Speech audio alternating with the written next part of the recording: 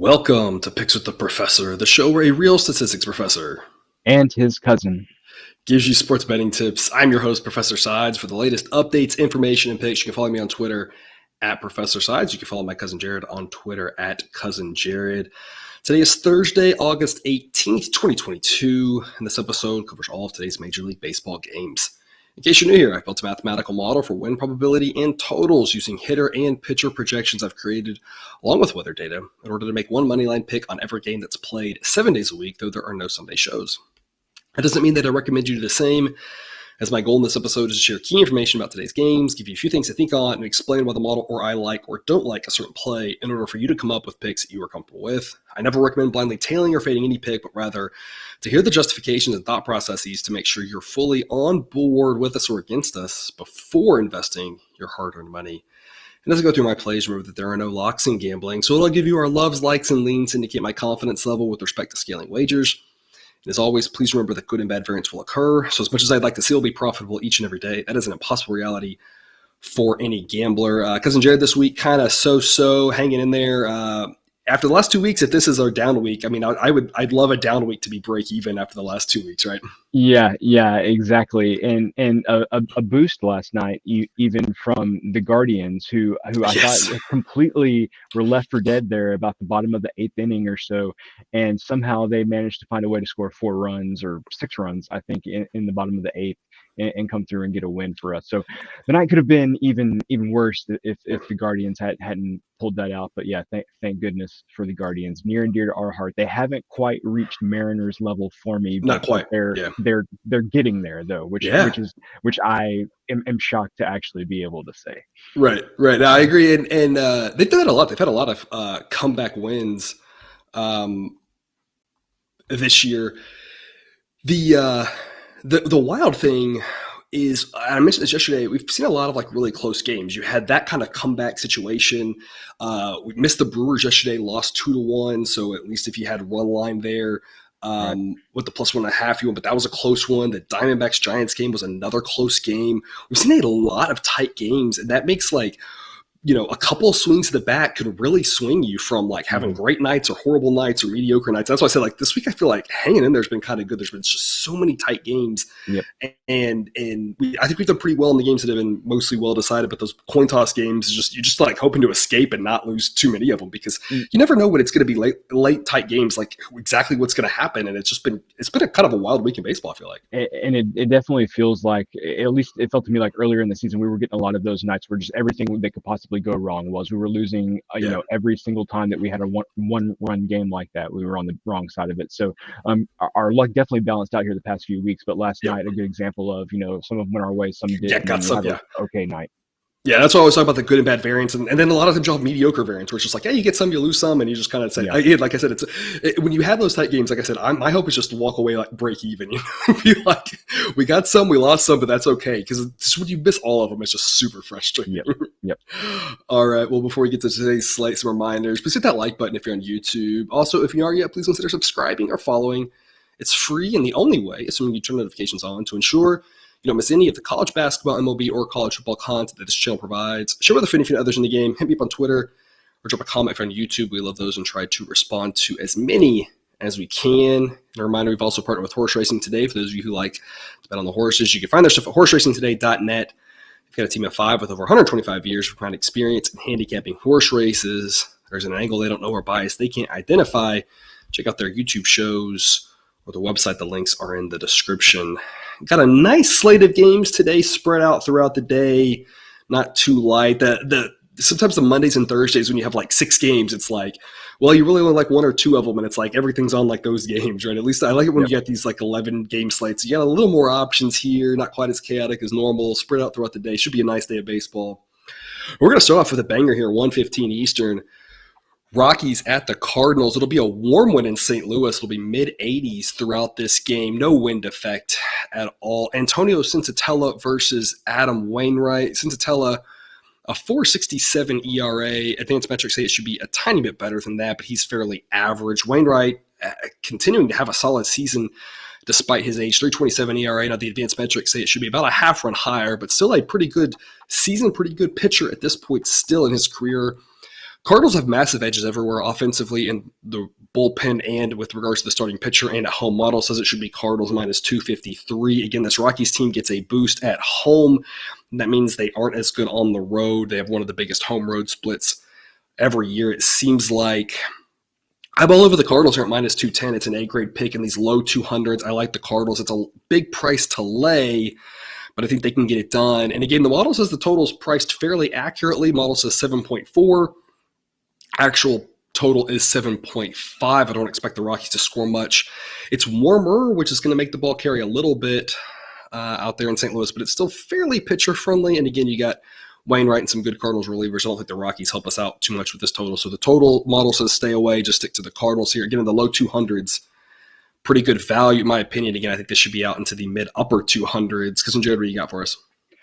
So last week when I was on, the Cardinals and the Rockies were playing in Denver, and I said, just blindly looking at that, I would have said, oh man, the Cardinals should be favorites here. And it was about a even money type game on both sides. And fortunately, we didn't get in on that bet because the model said, hey, stay away from the Cardinals. And that's kind of what we did, or what I did anyway, and saved me a loss there, I believe. So I'm glad that we've come full circle here, and I can back the Cardinals again here. Yeah, like you said, I like fading the Rockies on the road just because it's so different from playing at Coors for them. And also, Wainwright's one of those guys where I know that it's part of it's irrational. I know he's having a good season. He's still pitching well, and part of it's just irrational in the back of my mind. But he's just Adam Wainwright, so you always feel good when you're backing him, even if he is getting close to 40 or however old he is right now. So, I'm backing the Cardinals here. Like I said, love fading the Rockies away from Coors. Yep, absolutely.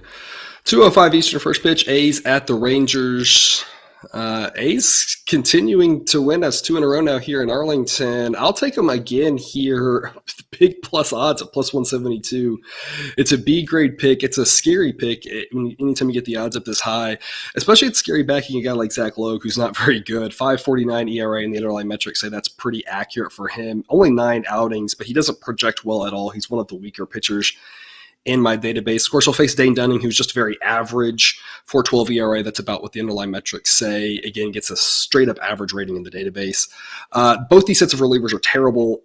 Offensively, the Rangers are better. Now, the Rangers do get a little bit of a ding facing a lefty, as they're pretty left-handed heavy in that lineup these days. Model says the Rangers should be favored. I would agree with that. They're at home. They should be favored. They got a little bit of an edge at starting pitcher, and they've got an edge on offense.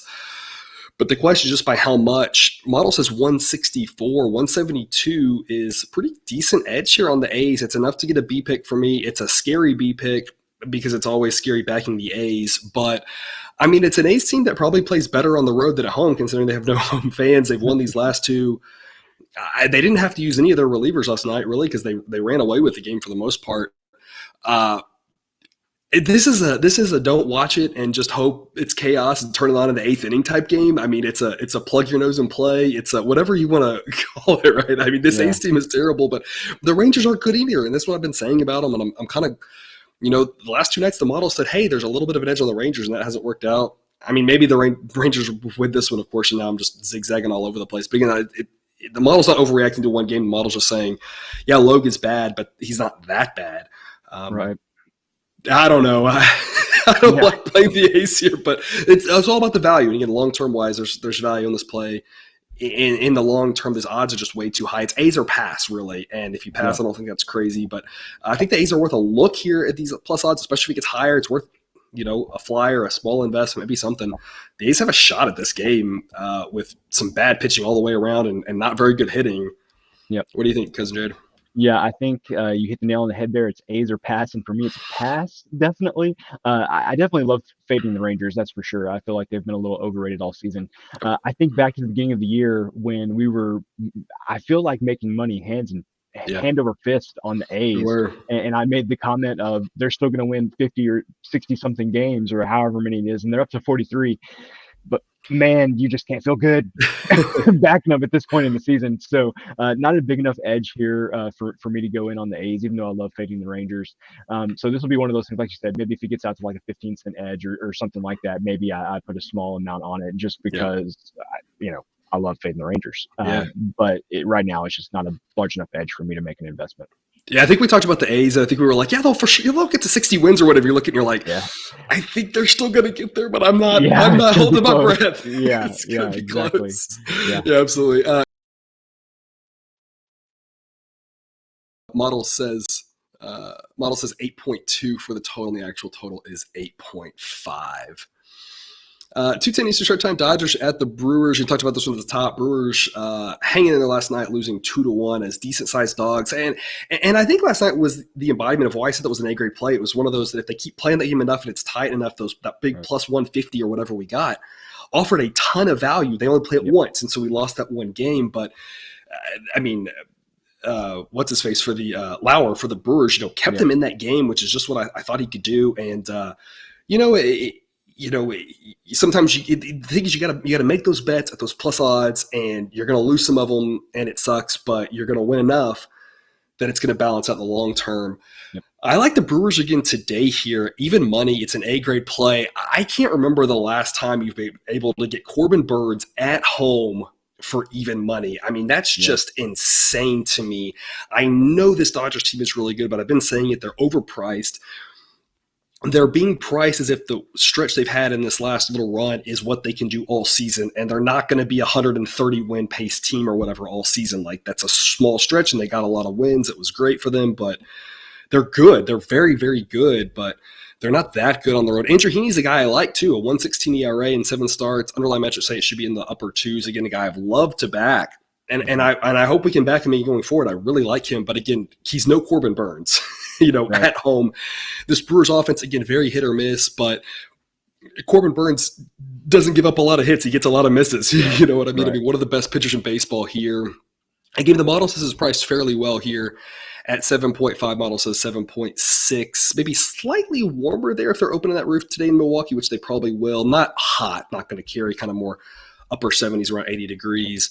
But enough warmth that maybe the under, people might look at this and say the under's a lock. The Dodgers get a good offense and the Brewers can get some home runs. So, I mean, 7.5 seems fairly accurate on this one.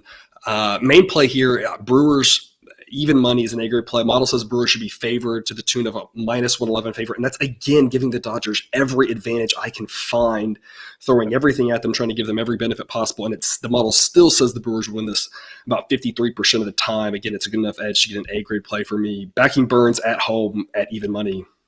Yep. Too good to pass up, in my opinion. Yep. Jared, what do you think? Exact same thing.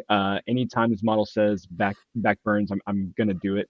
Obviously, you never really feel comfortable fading the Dodgers. Right. But I mean, Burnes is one of the handful of pitchers where it's like anytime the model says there's an edge, like basically no matter how small it may be, you're like, you're telling me to back one of the best pitchers in baseball. It's like, fine, I'll do that and not feel bad about it. The other thing that we've talked about the past couple of weeks is just the value here around that even money number. I think you have an 11-cent edge, but based on where it's at, that's some of the biggest probability, differences that you'll find. Yep. So just the more value. It's only 11 cents, but mathematically, I guess, whatever the professor says, mathematically, there's a lot of value there. Absolutely. That's probability. That falls under math, right? It's math and stats. And you make a good point. The model doesn't like to back the best pitchers in baseball. We've talked about this a little bit just as a reminder here, and it's because everyone else knows they're really good too. So everyone wants to bet on those guys. And that doesn't mean they don't win. They do win a lot. It just means that they don't win enough to be good, valuable plays because the prices are usually too high on the top pitchers. And so I'm with you. Yeah, there's Degrom, Scherzer, Ohtani, Burnes, these guys who are at the top. Anytime the model says to back them, I'm like you. It's like, oh, sweet. Like let's. I'm excited to because the model is usually like, nah, like they're good, but they're getting too much love. They can only control so much of the game. People don't realize how. So anytime the model's on them, I'm like, yeah, absolutely. It's always fun to back these guys because usually we have to fade them and hope they have a bad start.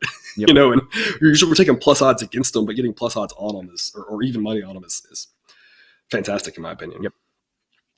One more start at this 2:00 Eastern time. Astros and the White Sox got the Astros yesterday with an A-grade winner. Today they'll close out the series looking for the split. It'll be about 80 degrees through the entirety of this game. Winds will be blowing in from left field at about 10 miles an hour on this game. It's part of the reason why the model thinks to go under. The total's 8.5. The model says go under. That model says it should only be 8, probably because that wind blowing in. Luis Garcia versus Lucas Gialito, a pair of righties here that the model thinks are both better than average, but not that great. Gialito's a guy we talked a lot about this season. Again, his ERA at 4.92 is about a run higher than the underlying metrics that he's actually performed. Luis Garcia has not looked good lately. As an Astros fan, I've watched him. He's been really discouraging to watch. His ERA is up to 4.03. The underlying metrics have him basically right where Gialito is. At this point, I can't believe I'm going to say this, but I trust Gialito more than Luis Garcia. And it's not that I really trust Gialito. It's that I don't trust Luis Garcia whatsoever. Yeah. The model says that the Astros should be favored, but not by that much. It says Astros minus 113. I'm on the White Sox at plus 115. And it's a B grade pick here. Plus odds on the White Sox at home. It's a coin toss type game.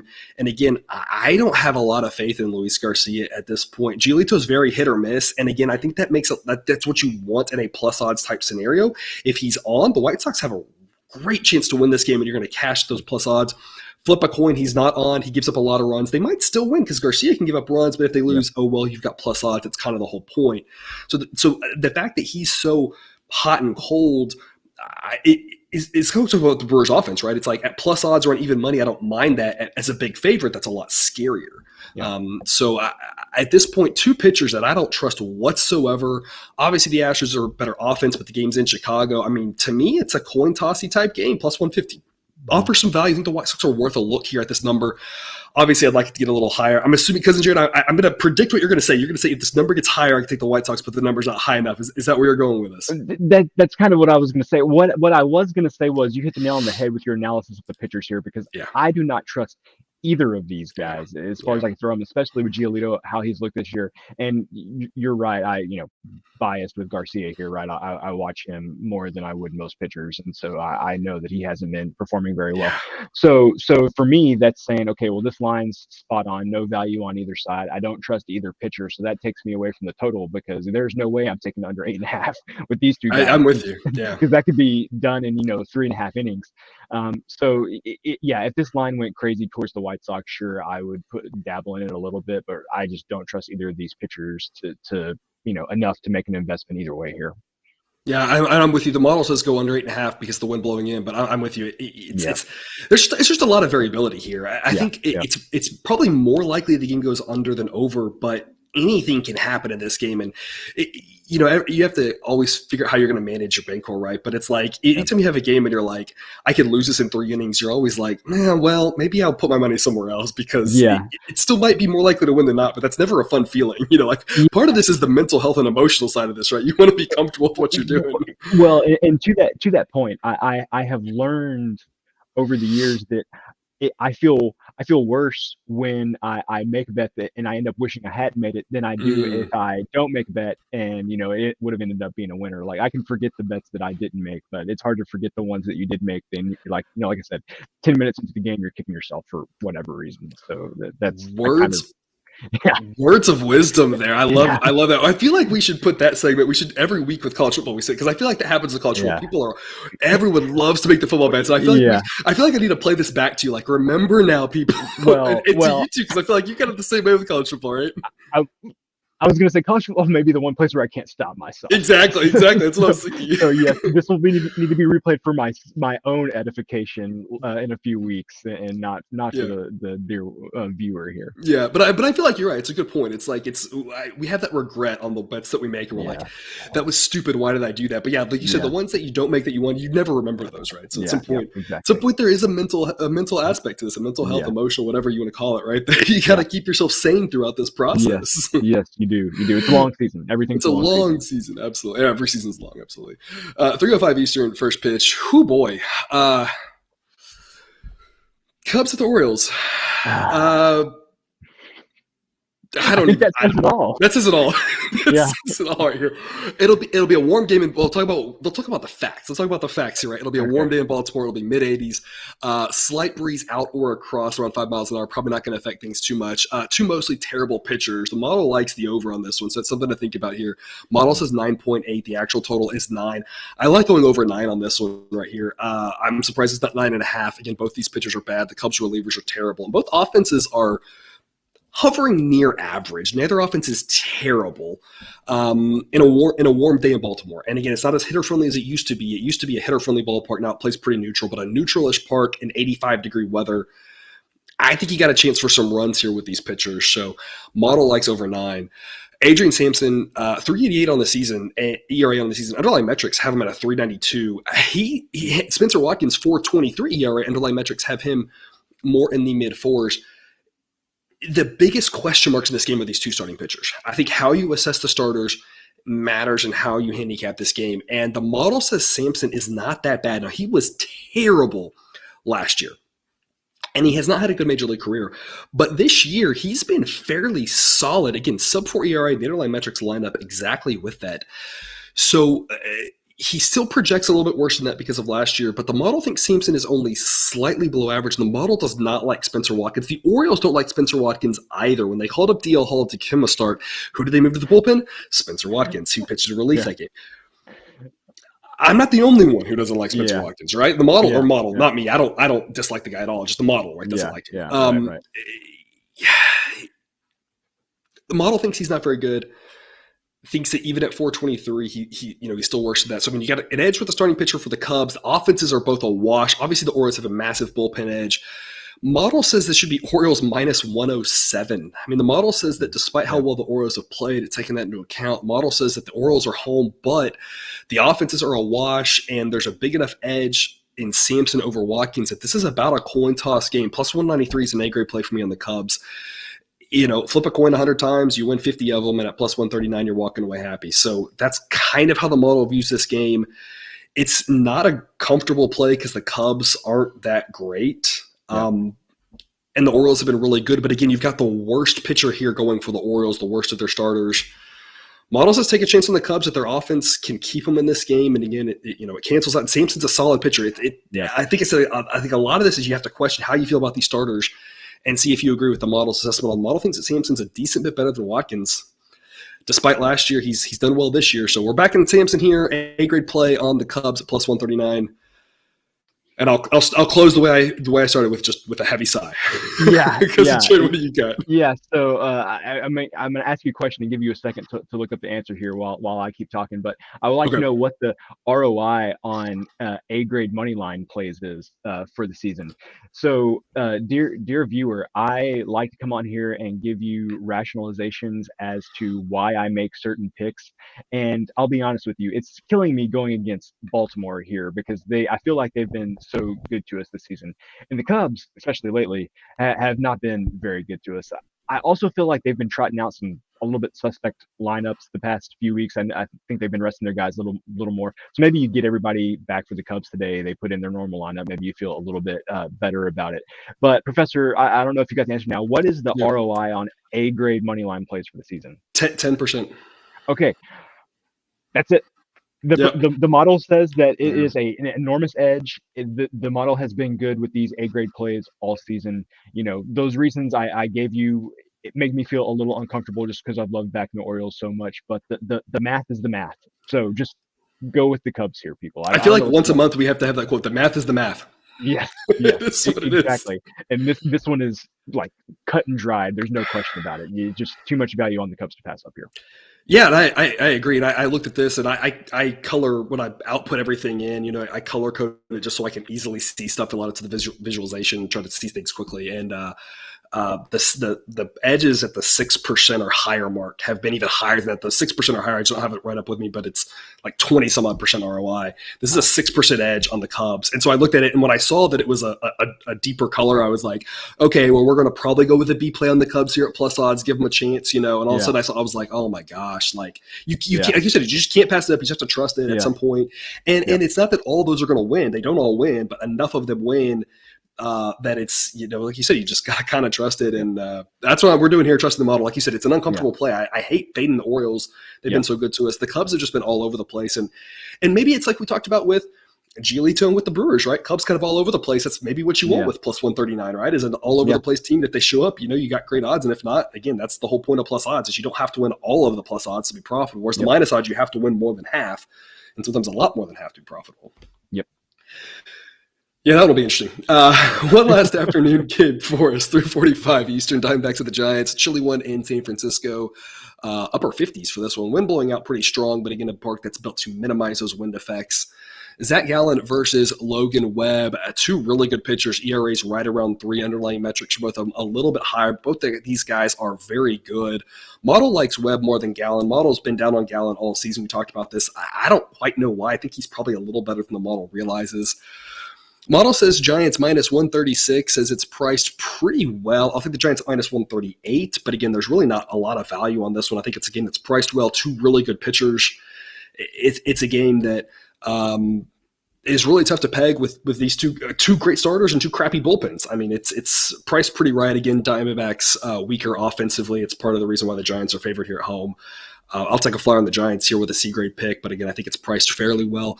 Model says 7. Total is 7. Again, though, I think the model's been kind of underestimating both of these pitchers. So, I mean, under might be an interesting play here. Cousin Jed, what do you think? Well, I couldn't stop myself here. Dear viewer, I haven't given you this in a while, but we're going to go under 7 here. I think the professor laid it out. I think these are two really good pitchers. And with the Giants, I don't know what the odds are, but the game's probably only going to score either like 3 or 4 runs or 13 or 14 runs. Right, exactly. There's not really going to be anything in between. So I think you're going to know pretty early in the game if this is going to be a winner or not.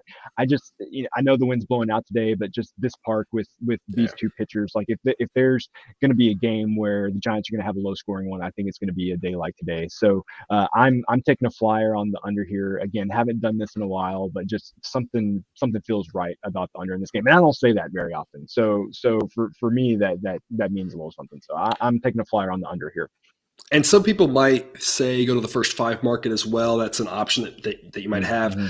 Yep. The issue with the first 5 market is everyone else knows what we know, which is these two starters are good and the bullpens are terrible, and it's going to be priced accordingly because you're going to have to go under 3, or if you're under 3.5, you have a lot of juice to do it. I don't really like the first 5 under here. Again, everyone else knows what we know. Anytime you have to take 2 good starters and you want to go under, like I think full game works better than first 5 because it's like everyone else bets that down and you're getting bad odds and bad numbers and it doesn't work out in the long run. I would take full game under here, and I would say I know the bullpens are terrible, but I would hope that both of these offenses just kind of, it's like get them up, sit them down type thing, and that both these guys can go 7-8, minimize how much of the relievers we see, and I think you have a better shot there. Hopefully it's like 2-1 in the 8th inning, and you're like, okay, we just got to hold on, as opposed to, it could be 2-1 after 5, and then if these pitchers are rolling, 2-1 after 8, so I think full game under 7 probably makes a lot more sense rather than the first 5. It might be a market you want to play in, but again, everyone else knows exactly what we're talking about, which is these bullpens are terrible, so it's going to be shaded really heavily there on that first 5. Yeah, and just with me personally, I don't like laying those kind of odds. Like minus 120 and higher just start making me a little uncomfortable. So that again, personal preference for you. But that just I can't get with those minus 120, minus 125 numbers. Yeah, it's never a lot of fun, that's for sure. To the night games, we've got 4 of them around this time slot here at 7 o'clock, 7:05 Eastern. Blue Jays at the Yankees. It'll be around 80 degrees to start, mid-70s to close. A slight breeze blowing out, should stay under 5 miles an hour. Again, the model thinks it's priced fairly well at 8.5. Model says 8.8. Jose Barrios versus Frankie Montas. I already wrote this one up as the play of the day here. Yankees minus 137 is an A-grade play for me. Yankees came out of that rain delay, scored a few runs, looked pretty good offensively, had a double play ball that prevented them from winning in regulation. And then in extras, they went ahead and, hit that walk-off grand slam. This Yankees offense is still good. Talked about it before. I think they're better than this Blue Jays offense, especially against righties. The Yankees relievers are better than the Blue Jays relievers. Montas is better than Barrios. I mean, I don't understand why this number is so low. It's like everyone thinks that the Yankees suck now. And I mean, maybe that's a common refrain in Boston, but this Yankees team is still really good, or a common refrain in most of the country. But this Yankees team is still really good. And I think they can make us some money here tonight. Model says minus 147. It's a pretty solid edge here on the Yankees. We don't get them often. I don't think we're going to get them very more. I think what's going to happen is I think the Yankees are going to go back to their more winning ways. They're not going to win 90% of their games or whatever crazy, but they're going to win, 60 some odd percent of their games, get back to winning more than they lose. And all of a sudden, I think the price are going to get out, and we're going to have, there's a window here where apparently people don't think the Yankees are good. I think we got to capitalize on it here. This Blue Jays team is always overpriced. I think we got to continue to fade them. It's worked most nights. I mean, I don't understand this number. Berrios is maybe pitching a little bit better lately, but he's still average. Montas, has been hit around. People, hit around with the Yankees or whatever. He got hit around a little bit with Oakland. Like at some point, he was always. We faded him a lot in Oakland because he was priced in Oakland as if he was, going to win the Cy Young, as if he was Justin Verlander, as if he was Ohtani, as if he was Degrom, and the whole time I was like, he's good, but he's not that good. Like he only looked that good because he played his games in Oakland. So it's like, it's easy to have a 1.50 ERA in your home games in that park, and he looked good compared to who else was on his team, but. He's always just been a good, not great pitcher, and good, not great is a whole lot better than what Berrios is at this point. So, exactly. This number confuses me. Yankees minus 137 is an A-grade play. It doesn't mean they win. It just means I think that this price should be higher, that they win more than, the percentage of time needed to make this a profitable play here. I love the Yankees. I'm all over them. Cousin Jared, what do you think? So the professor just gave you all of the reasons on the field why we think that the Yankees are a good investment here. Okay, I'm not going to talk about the field. I'm just going to, he mentioned this a couple of weeks ago. I kind of look at the model and see how the model is doing and everything. So I wanted to go get the statistics here. And all of this is available on the Google Sheet. So I don't have access to any information that you, the viewer, do not have access to. So backing the Yankees this season, models 25 and 16, up 4.5 units, 8% ROI on the season. So pretty good. Let's go look at fading the Blue Jays this season. So 30 and 30 fading the Blue Jays, up 21.5 units, 33% ROI fading the Blue Jays. I hate to just say math, 2 out of 3 games here, but this is one where just the preponderance of evidence is just overwhelming at this point that fading the Blue Jays has been a very profitable endeavor. And, we talked about just being comfortable with some of the plays and how, sometimes you just need to stay away. I don't like laying a lot of, heavy juice on some of these things. It makes me feel better backing a good team, and the Yankees are a good team. So I'm able to back at home. I'm able to back a good team at home and fade a team that has been gangbusters whenever we're just like betting against them this season. So I love this play. I am all over the Yankees. Yeah. There's really not much else to say. Again, it doesn't mean the Yankees are a lock. Doesn't mean they win. It just means that at home with an edge literally everywhere across the board, this Yankees team should be favored by more than this. And if you want to say the Yankees haven't played well lately, look at what the Blue Jays have done. I mean, we've been fading the Blue Jays pretty consistently. And the best the Blue Jays have done, I'm pretty sure, is they've been able to take 2 out of 4 in games that they were favored massively in all 4 of them. And we faded them in all 4 and profited because you go 2 and 2 at plus. And that's what you said the record. We're getting plus odds against the Blue Jays, night in and night out, it seems like. And we're winning, about half of them. That's making us a ton of money. And here, that's against the bad teams we're doing it against, right? That's when they're at home, right? But in New York, this number just doesn't make any sense. Minus 137 is a great play. Yankees haven't been great lately, neither of the Jays. And I think, like we talked about, the Yankees offense, is still good. We saw it last night.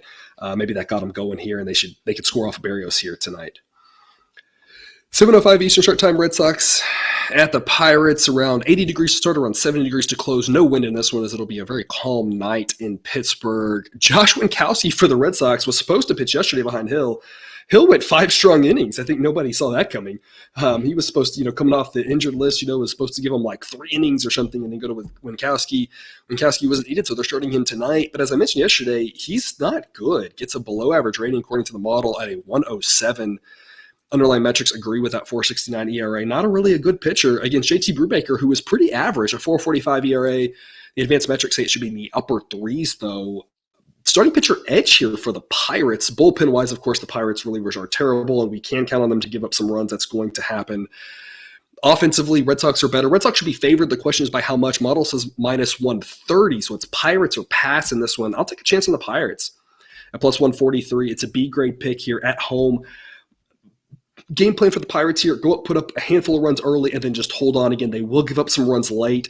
Winkowski's not good, though, and the Pirates can get some runs. I mean, your aim here is Pirates to be up, 4-1 after 5, and just hold on for dear life. Maybe you look first 5. I don't know what that market looks like. Pirates first 5 might be a smarter investment to avoid that bullpen. Again, everyone else knows the Pirates bullpen's terrible, so it's probably priced into that, but that might be a safer play. I think the Pirates got a shot here. They're terrible, but they don't lose every game, and again, you got a better starting pitcher here for the Pirates than the Red Sox. We had an egg here playing the Red Sox the other day when I was like, I don't understand this Pirates team, isn't that good. And it's like, I still say they're not that good, but in a game tonight at home at these odds with a better pitcher, it's like they're going to win occasionally. And this is the type of game they would win when they have a better pitcher. I think they got a chance in this one. I think plus 143 is too good to pass up. It's a big, great play for me. Because, Jared, what do you got? So, and this is the kind of analysis you come to this show for. So what the ancient civilizations, they used like the sun to measure time. Right. Well, I use the Pirates bullpen giving up runs as my measure of time because it's like clockwork. It is every day at the exact same time. They're giving up runs. This is a perfect example of one of those things. If the Red Sox score early, you're just it's over. It's over. Why did I make this bet? So not a large enough edge here on the Pirates for me to be invested in man, just like every Pirates game, even if they're winning, it's just such a nail biter that it's like talking about mental health. Like it's definitely just not worth it. It's definitely like the A's. Like I said, like if you make the play, like don't watch, tune into like the ninth inning, like just do not watch it though. Like you said, it's a nail biter. It's not worth the anxiety. And I'm going to kick myself here. I do full game on everything because every time I've tried to go to a first five market, it just hasn't worked out really well. But I really do think Pirates first five might be something to look at here because again, you've avoided that bullpen. They got the better starting pitcher. They might be tied. They might be up after five. So I mean, first five Pirates, I think it's worth a look, depending on what kind of odds you can get. So something just to keep an eye on there. 7:10 Eastern, first pitch, Royals at the Rays. Don't know who's going for either team in this one. That's why there's no odds on it. Looks like Max Castillo is probably going to get the start for the Royals. The former Blue Jay will be pitching here. 3.05 ERA in his 20 innings of work. Underlying metrics say it should be closer to 4. Gets a below average rating. Probably not going to go very deep. We project him to go 2-ish innings, 3-ish innings, and then turn it over to a fairly terrible Royals bullpen. Rays, it's looking like a bullpen game for them. So we don't really know much about the pitchers. That's why there's no line on it. The Rays should be favored. Again, the only question is by how much. Model says if it is Castillo, then to the bullpen, and it is a bullpen game for the Rays. It says Rays minus 156 with a total of 7.8. A game that I feel like we should 7 o'clock Eastern, we should be watching the Blue Jays and Yankees, and we should be watching the game we're going to talk about next. I feel like this game should not find your TV screen. Correct. That is correct. Did you have anything to add on this one, Cousin Jared? Nope. That's kind of what I feel about these. And the Rays are solid, right? But I mean, I just feel like there's just nothing. Jose Siri's amazing in the field. I don't know what else to say about them. I mean, like they're just the Rays are just kind of ho-hum solid, and the Royals are the Royals. I mean, I don't know. Yeah. Is Brady Singer pitching? If so, then I'm interested. Otherwise, I don't really care, right? Yep, exactly. All right, to the more fun game here at this time slot, 7:20 Eastern. First pitch, Mets at the Braves. Around 80 degrees to start, around 70 degrees to close. A slight breeze blowing in, should stay under 5 miles an hour. Pop-up storm possibility here. Something to keep in mind, we had a little bit of delay yesterday. Same thing could happen today, could play through it fine. Starting pitcher's probably okay to play in fantasy or DFS. It's these southern storms, they tend to be quick move through and they can come back out, but you never quite know exactly what will happen. So just a caveat there, the delay could get a little bit longer, but it could be shorter. It could miss completely. These pop-up storms in the south in the summer, that's just kind of the way it goes. But if it happens, especially uninterrupted, we have got a doozy here tonight. Jacob Degrom versus Max Fried coming back from the injured list. Degrom has been nothing short of spectacular in his almost 17 innings of work this season. 162 ERA, underlying metrics say it should be below 1. Now it's a small sample size, but I mean, that's just Degrom's just been insanely good as always, clearly establishing himself again as the best pitcher in baseball. Max Fried, very good. I mean, garbage compared to Degrom, right? But still an amazing pitcher, amazing in his own right. It's just, kind of, for him, tough to go up against a guy like Degrom. But I mean, outstanding season, 260 ERA, underlying metrics agree with that pretty well. A very good pitcher in himself. 2 good offenses, 2 good sets of relievers. this should be a fantastic game. Right now, there's no line now yet. By the time we finish recording, there probably will be one. Model says a coin toss. Model says Mets minus 101, says that the edge that Degrom has over Fried balances out with the home field that the Braves have, says it's a straight-up coin toss game. So if you can get plus odds on either side, that would offer value.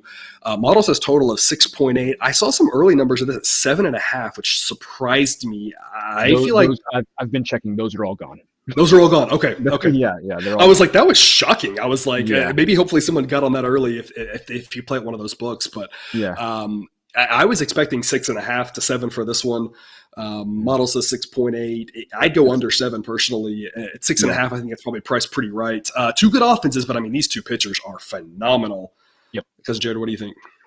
So this is definitely one I'm going to be watching as the day goes on. If mentioned just a very small favorite. Did you say so I didn't even hear you. The Mets and Braves. Mets minus 101. Okay, minus 101. So if the Braves come out, because there's some places right now that have something like Braves plus 110, I would probably go with Braves plus 110. Feel pretty good about that. I would also like the under 7, especially if you get it like minus 110 or minus 105, something like that. Agreed. There's plenty of stuff like that out there right now. Man, that's going to be. I would find it difficult to think that I won't have a play on this game. Depending on what lines actually put up. I may play both the side and the total, just depending on how much value there is there. But this is definitely one. Check back throughout the day on Twitter. Check the Google sheet because there will be a play made on this game at some point. Absolutely. And then to close us off here, we have one late game. One you probably don't want to stay up to watch. It shouldn't be close at all. 9:40 Eastern, first pitch, Nationals at the Padres. I feel like we've lost all our audience on this one. Like, well, we don't care about this game. Yeah. Lower 70s to start, upper 60s to close. No wind effect in this one. It should be blowing across around 5 miles an hour. Annabel Sanchez versus Udarvish. I mean, Sanchez is truly terrible. Udarvish is pitching pretty well this season, a pretty good pitcher. The Padres bullpen's not good, and the Nats bullpen isn't that bad. That's the recipe for success. And that's one of 3 at home. Obviously, if you look at this series, you say if you're back in the Nats, your hope is that the bullpen can come through. Their bullpen isn't that bad. Problem is the starter is terrible. The Nats need to keep this game close. And then if it's a battle of bullpens, they got a shot. But I mean, Sanchez is so bad. I don't see how that happens here. Padres should be massive favorites in this game. The model says minus 339. So this is not Nats or pass. It's not Padres or pass. It's a well-priced game. Odds are way too high. I think this is a complete stay away right now. Now, if the odds move around, that might change things, right? But I'll take a flyer on the Padres at minus 360 here.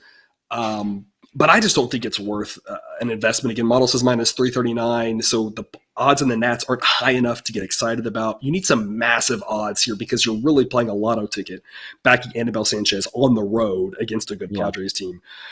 Like I said, I think it's a complete stay away. Official pick, I'll take the Padres in making one in every game, but it's not a large investment, just a C-grade pick. Model says it's priced pretty well, too, with total at 7.7.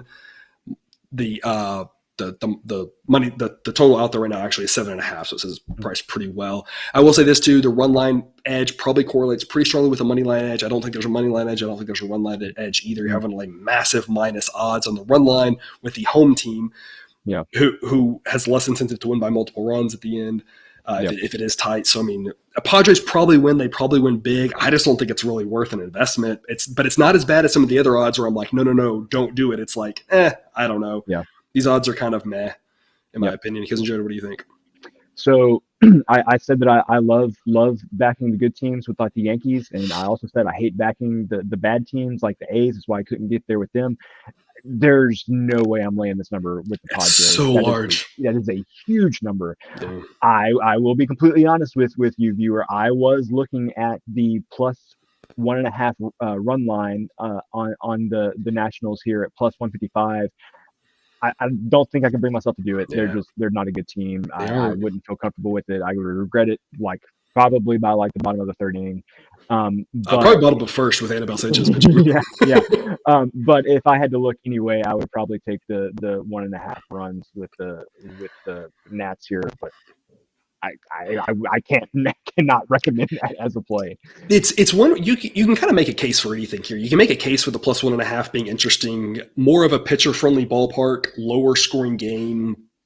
If Sanchez can be competent, hold them to 2 runs over 4 innings, go to the bullpen, maybe you can see the Padres winning 3-2. I mean, you can kind of talk yourself into that possibility. You can also talk yourself into the Padres being up 4-0 before before the fans get to their seats in this game. So it's anything can kind of happen. It's all about the price in this one. And like I said, the prices just aren't, at some point I'd be okay backing the Nats if the odds were there, but the odds just aren't that, nope. They're big, but they need to be bigger because this team is terrible. And I could back the Padres for sure, but the odds are just, like you said, the price is just insanely high for this one.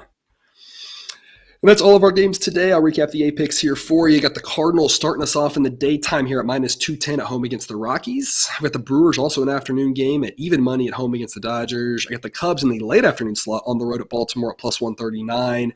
And then I've got the Yankees at -137 at home against the Blue Jays at night. 2 more picks to come on the Royals and Rays and the Mets and Braves when those numbers come out. Cousin Jared, any parting words?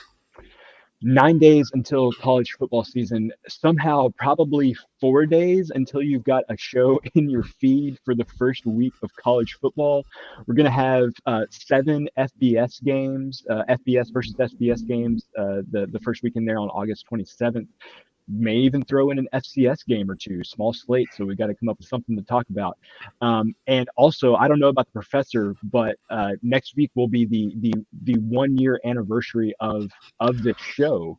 And so I personally will be taking a victory lap. I don't know if the professor will be going with me on that victory lap, but I will have some special things prepared for the beginning of the show, the college football show next week. I was thinking about that. I was thinking about our very first show, that week 0 college football show. Yeah. How truly terrible it is, how far we've come in the year.